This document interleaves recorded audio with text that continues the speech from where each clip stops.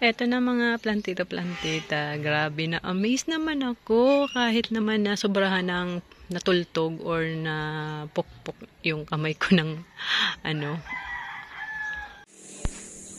Hello po mga plantita. Napatuloy pa rin yung paghahalaman. Good morning po sa inyo, good day po sa inyong lahat. At ngayon po ay abala ako upang ayusin po itong mga halaman na ito. At syempre, yung gagamitin ko pong pagtataniman ito ay yung hindi na po ako magagastos. At yung nandito na lang po sa akin at yung madali na lang pong makunin. At para po maiayos ko na po ito. Pero syempre, bago po ako magpatuloy ay welcome back po ulit muna dito sa aking munting channel. MJ na Grandpa Channel. Ako po si Joy, ang inyong certified plantita.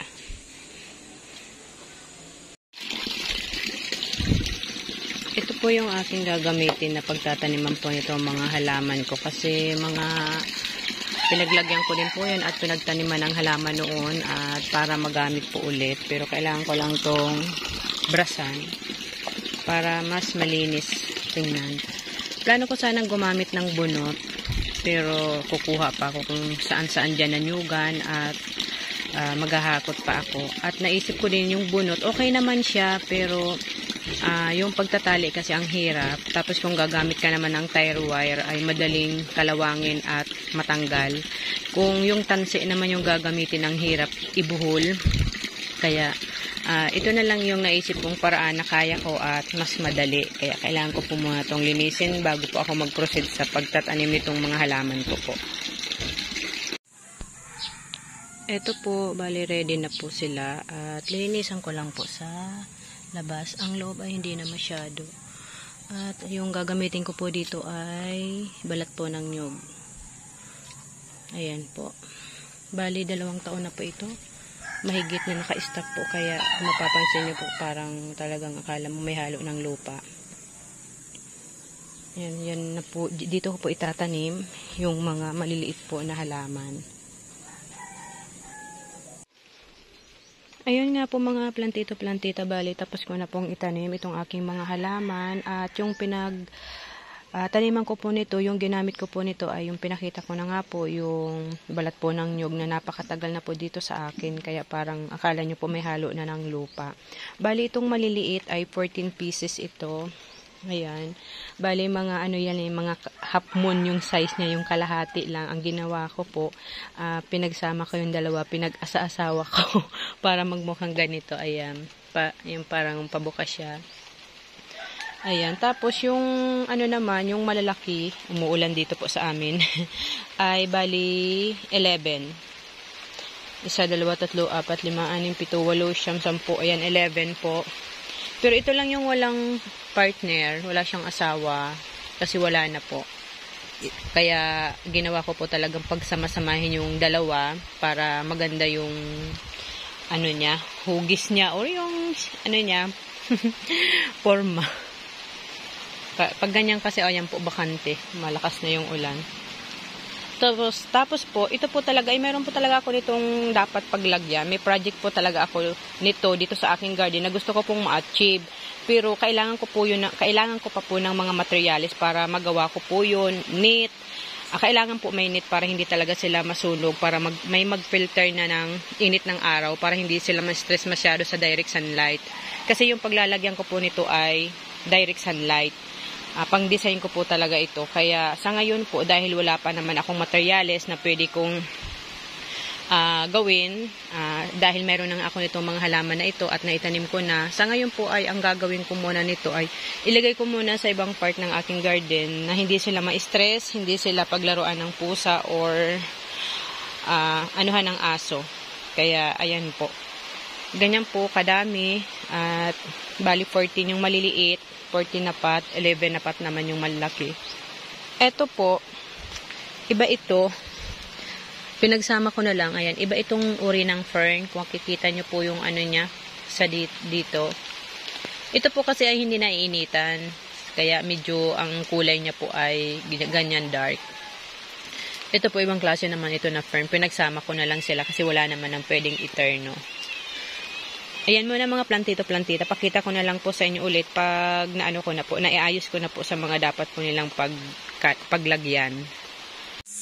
Ang hirap mga plantito-plantita gumawa ng handle. Itong ganitong sabitan. Dito na ata ako na matatagalan. Ayan. Buti na lang mayroon si nanay straw at doon sa kapatid ko mayroong tire wire. Kaya ito nagawa ko. Kasi wala akong mga materialis na ganyan. Pero ayan, ito mga dalawa mo yung nagawa ko. Ang hirap. Medyo mabuting tingnan ganitong party. Grabe po, sobrang akong natagalan dito. Sobrang mabuting ting. Pagdating dito sa paggawa ko nitong handle, dapat kung mayroon pa akong lubid, dapat lubid po talaga, hindi itong straw. Hindi ito tatagal. Pero yun nga, pangsamantagalan na naman ito. Kaysa maging mapinding itong aking ginagawa. Kailangan ko itong maisabit para hindi madisgrasya ng mga alaga ko dito. Ayan. Sobrang mabuting ting po talaga. Halos kinain ito yung oras. Ayan. Ito hindi ko pa po natatapos. Pero kailangan tapusin ko. Alas 4 na. Kasi nag-worry akong maano ng mga pusa. Paglaruan or matulugan. Sayang. Kaya ito nga po. Ito po muna yung isasabit ko po muna ito. Para hindi masayang yung pagod ko dito. Sobra naman ako na-amaze mga plantito-plantita dito sa aking project. Sobra talaga yung parang yung sakit ng daliri ko sa ng tire wire ay napawi. At ayan, tingnan nyo naman po kung gaano sila kaganda para silang bulaklak. Ayan, at higit sa lahat nakatipid ako at napakinabangan ko itong mga paso na ito nung 2021, 2022 pa na mga paso. At least hindi po nasayang na nakatambak lang sa tabi. Ito napaglagyan ko ng mga halaman. Na-recycle ko ulit itong paso. At ito, although hindi lang ganun ka-presentable ito. Ginawa kong handle. Pero ayan, pwede na muna yan. Kasi wala naman akong ready mga materialis dito. At ayan, na ano lang ako. Amaze ako sa aking gawa. Tapos eto, dito ko naman nilagay yung iba. Ayan. Napaka-presko pong tingnan at talagang bagay na bagay sila dyan. Pero hindi po talaga sila dapat dyan ilagay. Kasi mayroon nga po talaga akong dapat paglagyan ito. Pero pansamantala, dyan na muna sila. Ayan, kahit medyo hindi na ganun kaliwanag. Kasi nga ay hapon na, makulimlim. Pero ayan sila, dyan yung ano nila, na paglagyan ko. At yung iba, dito naman po. Yung iba, ayan po dyan. Ayan. At least kahit luma na po yung paso dahil brinasan ko ito ay nagmukha naman siyang maayos. Malinis na siya. Kahit bakas na yung pagkaluma. Tapos eto, nandito pa yung iba. Ayan. Bali dito, kaunti lang yung nilagay ko dito. Bali 4 lang. 1, 2, 3. Ayan, ito yung pang-4. Ayan naman po sila dyan. Hindi ko kasi pwedeng anuhin doon kasi pagdaan dito, tatamaan yung ulo. Kaya bali, ayan, 4 lang sila dyan. Ayan. Dito po ay 10 po yan, yung nakalagay dyan. Meron doon sa pinakababa, ayan. Yun naman pong malalaki naman yung gawin ko. Sana magawa ko matapos ko alas 4 mahigit na. Para bukas ay iba naman yung aking project. 6:35 na po ako natapos at madilim na po talaga. Ayan, plus light na lang po para makita. Grabe, from 8. Ayan, natapos ako halos. Ayan, grabe. Wala akong pahinga. Sobrang... Pero thanks God kasi talaga ang goal ko po ay matapos ito ngayon dahil hindi ko to pwedeng pabayaan. At ayan, talagang alambre yung ginamit ko po dito kasi mabigat ito dahil malaki itong mga halaman na ito. Kaya puro sila alambre para may tibay. Ayan. Grabe. Ayan po. Oh. Pero kailangan ko po itong isabit. Hindi ko to pwedeng pabayaan na nandyan na lang. Ayan, magpapako po ako na masasabitan ito. Kasi kulang yung sanga na pwede ko mapaglagyan ito. Ayan, wait po. Ay, salamat mga plantito-plantita. Magagawan ko din ng video dito sa garden na ito. At yung mga na-add kong mga plants dito, ayan po. Yung pinakamalaki ko pong bird nest ay nandyan po, nandyan ko nilagay. Talaga namang pong napakinabangan ko ng husto ulit yung mga lumanang pot na na-stack na lang doon sa gilid, parang nagiging natuloy basura at nai-stackan lang ng mga dumi.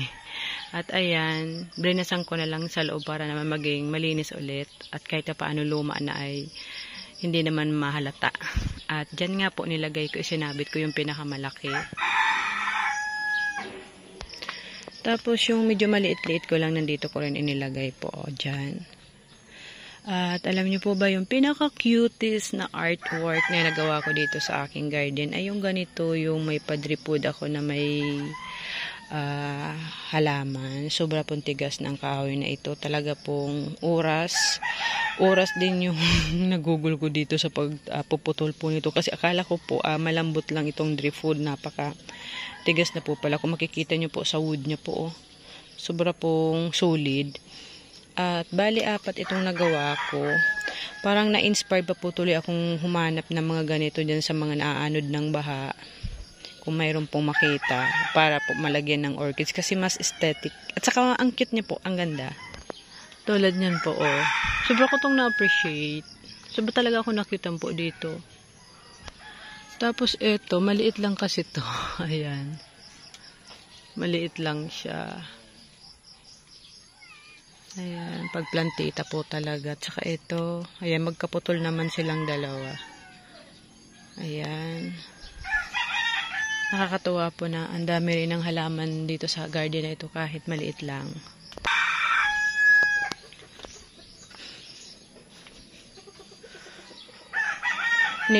Inilipat ko na po pala dito itong mga phalaenopsis na halaman. Natural lang siguro ito. Siguro ito lang yung mga native. Kasi yung bulaklak nito, ayan, ang liit lang, super liit lang. Yung nabili ko nga po doon sa Kagsawa Ruins. Na ang sabi, malalaki yung bulaklak. Hindi naman po totoo. Maliliit lang po yung bulaklak po niyan. Scam po yun. Bali 4. Inilagay ko na lang po yan. Dagdag decoration na din. Namumulaklak na din po ito. Ayan.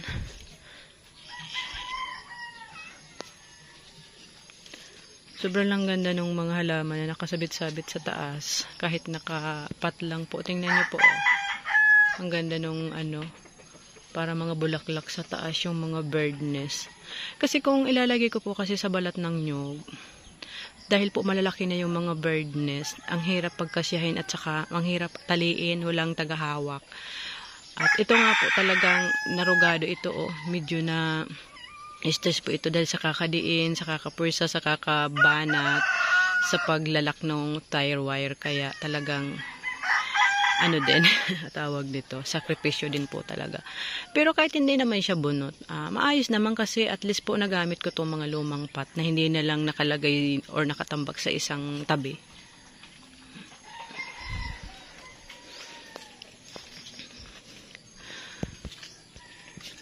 Tapos eto po. Dito ko rin inilagay. Ayan, dito din. Ang hirap lang taliin talaga.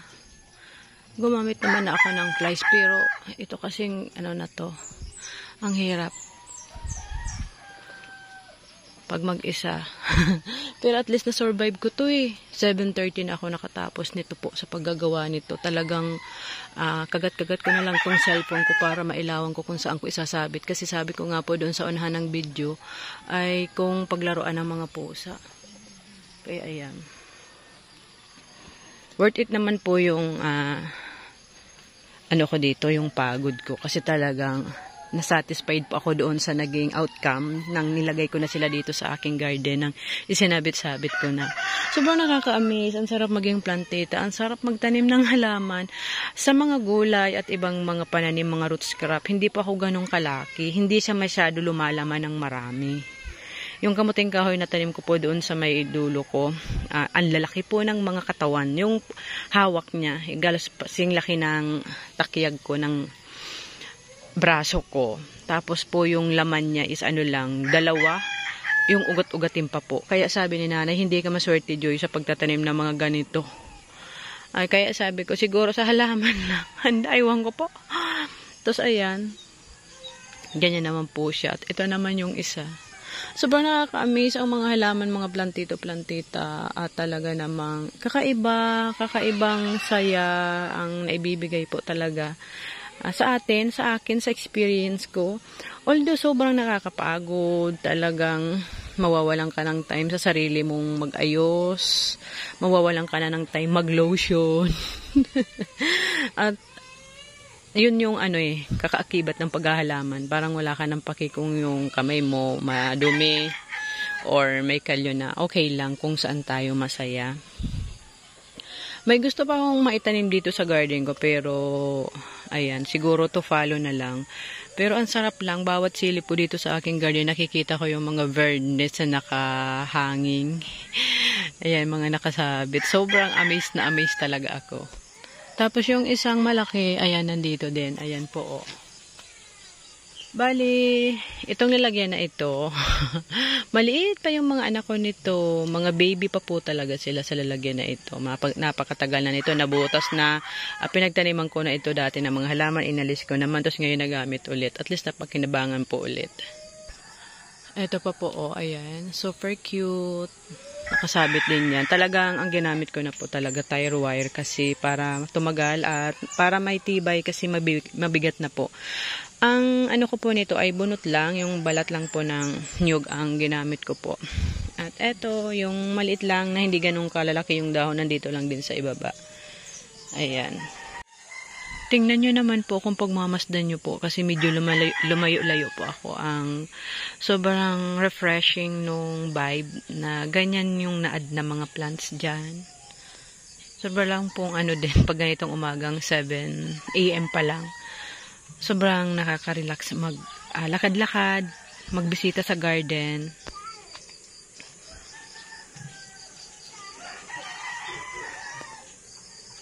At pag nandito naman po ako, ayan, makikita nyo naman po yan yung mga nakasabit-sabit naman po dyan. Ayan po. Ayan. Talaga pong kung gusto natin magkaroon ng medyo tawag niyan medyo maganda-ganda or medyo talagang yung masasabi mo naman na hindi sayang yung pagod, talaga pong maglalaan po talaga ng oras, magpapagod po talaga para ma-achieve mo rin po ng little bit yung gusto mong ma-achieve sa garden. Ako kasi more on mga free lang ako. Kumbaga mga nire-reuse na lang yung mga dapat i-reuse kasi from the very beginning ay hindi naman po tayo masyadong nagagasto sa paghahalaman. Pero yung ibang mga halaman binibili. Pero hanggat maaari kung pwedeng hindi bumili, bakit hindi po tayo? Bakit hindi doon? Para hindi po magastusan. Ayan. Pwede naman maggastos pag may panggastos. Pag wala, maggumawa na lang ng paraan para magkaroon ng simpleng garden pero ganito. Kung mapapansin nyo po ay talagang naging more attractive itong garden na ito dahil po sa mga verdness pong nakasabit. Kasi talagang sobrang appeal din nila dito. Lalo at malalaki po yung mga verdness. Ayan naman po, pag nandito naman ako.